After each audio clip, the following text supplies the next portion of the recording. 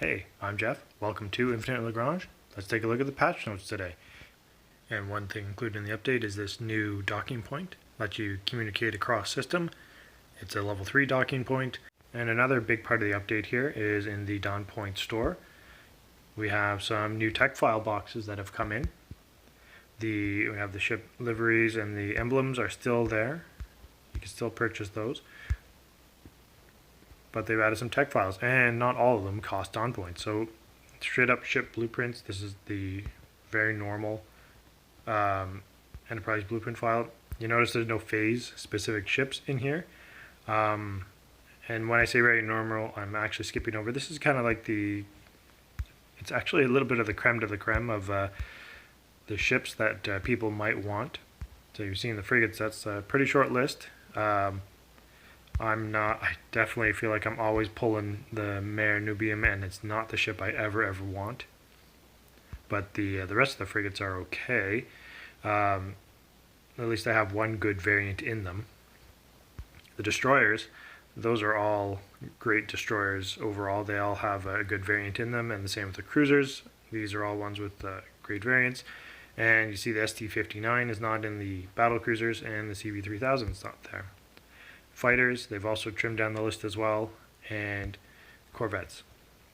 So it's this Dawn Point tech blueprint file is actually just a bit better, and I wonder if this 2 of 2, if that is ever going to reset, kind of like the buying tech points from the store. I've never seen that reset. Is the other tech file boxes. These ones actually just cost Proxima coins, and they contain subsets of the number of ships. I mean, I don't think I'd ever want to purchase the first one here. That's the standard military tech files. It's like a enterprise box, and all these boxes here are going at the same normal 10% rate for tech points. So even though they have a reduced ship probability, although they have like a reduced number of ships you're going to get, and it's all focused by manufacturer. If you've ever read the flavor text for all these, you see the normal one has your Stinger and your Ruby, your Tundra and Taurus, Shimmer and Light Cone, Spear and Solar Whale. So, and then even into the fighters, right? All across the board, but it's still 10% chance you're actually going to pull one of those ships. But if you do pull one of those ships, it's more likely to be, that one you're gunning for. So I'll give you a chance here for a premium price of 150 extra Proxima coins. You can try and target directly into a ship you might want. Like for instance, I am more than mildly tempted to get into this box here. I would love the Guardian. I'd like a Reliant variant. The Predator I don't need. I have unlocked the one I want. I have the Vitas, but I want that Constantine that is the best there is. And if I end up getting any one of those, the Nebula Chaser, I would like the Energy variant. That would be pretty cool. So if anything, this would be the one I would go for, because I have the most need for some of those ships to really round out my perfect fleet in my mind. I went ahead and I purchased 2 of these Dawn Point Dawn Store Proxima coin boxes. There's 2 other things that didn't notice about these boxes when I was looking at them in the Dawn Store. One, they are instant research, big whoop, but that's nice.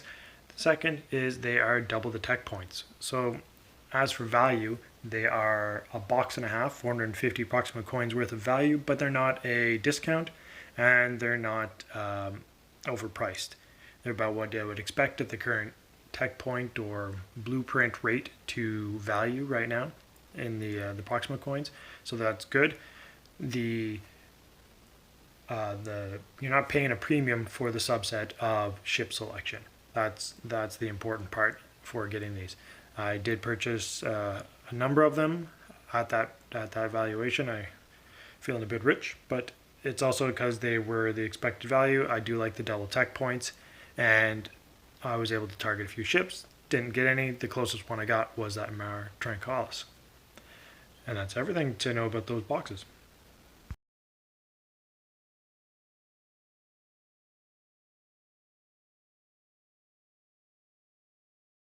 They fixed anti-missile capability on a couple ships, such as the Spear of Uranus, and they also fixed a few more, even though it's not as obvious, is like the cellular defender. They fixed the anti-aircraft capability. It just wasn't able to lock on, so there's no actual change to anything here.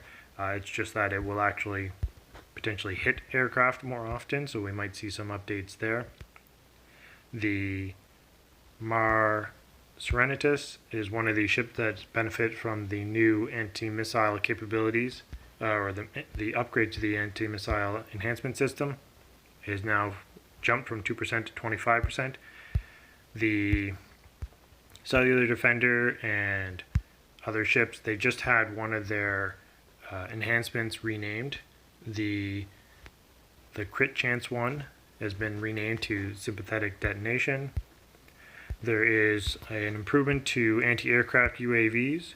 I don't think, I do not have an update, or I don't have any of the ships that benefited from this bonus to be unlocked here, such as the Stinger had its defensive UAVs get an improvement. The Light Cone anti-ship had its UAV. So aircraft is getting a bit more of a punish, which is good. Aircraft is pretty dominant, and also missiles, just kind of in general, which is another slight nerf to the Callisto, but it's not actually the end of the world, because there is a counter to the counter. Is you also include needing this, the reduced chance of torpedoes being intercepted, which is not an upgrade I've seen anybody go for or test out. And that's it. I don't have the update to the CV3000. I don't really understand what that one is. The other part of the update is the update to the display here. So you can see we have the prioritized target is quickly available. You don't have to click right in to see the attack priority. The attack priority is separated by which firing type the weapon system is doing, if that's air defense, NC ship. So you can see the attack priority is actually a bit different for each one.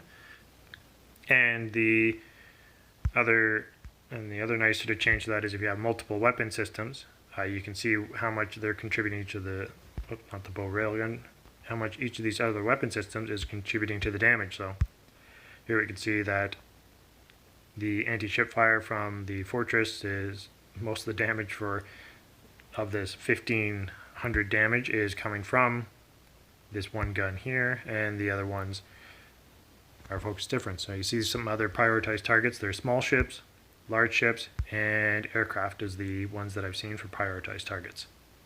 So you can quickly see which ones they are. Uranus is a good example of everything there.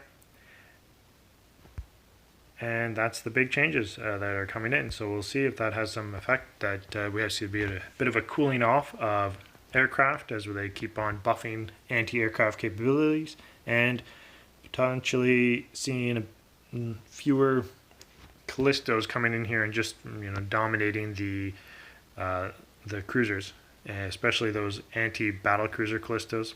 Been in a number of fights at the end of a map where it's 15 seconds per battle cruiser for it to go down, and that is disheartening. You encounter one of those power fleets. They have, for instance, the Callisto anti-battlecruiser type variant, which is not the base variant.